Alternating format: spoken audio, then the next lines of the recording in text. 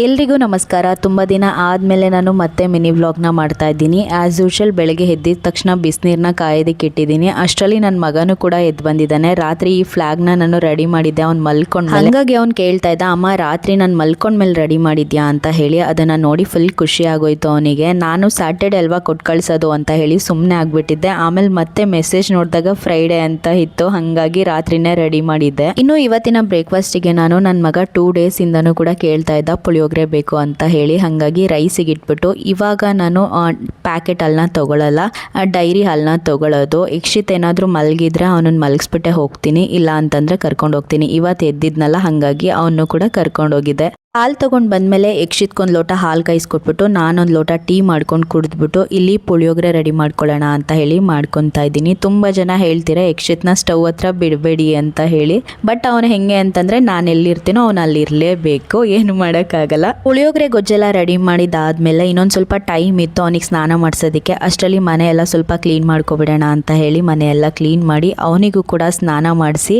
ಬೇರೆ ಮಕ್ಕಳು ಕುಂಕುಮ ಇಟ್ಕೊಳ್ಳೋದನ್ನ ನೋಡಿ ನನಗೂ ಬೇಕು ಅಂತ ಹೇಳಿ ಕುಂಕುಮ ಇಡಿಸ್ಕೊಂಡ. ಇನ್ನು ಯಕ್ಷಿತ್ಗೆ ತಿಂಡಿ ಹಾಕ್ಕೊಟ್ಬಿಟ್ಟು ಅವ್ನ ಬಾಕ್ಸ್ ಎಲ್ಲ ರೆಡಿ ಮಾಡಿಬಿಟ್ಟು, ಇನ್ನೇನಾದರೂ ಅವ್ನು ತಿನ್ನಲ್ಲ ಅಂತ ಹೇಳಿದರೆ ನಾನೇ ತಿನ್ನಿಸ್ತೀನಿ, ಒಂದೊಂದು ದಿನ ಮಾತ್ರ ತಿನ್ಕೊತಾನೆ.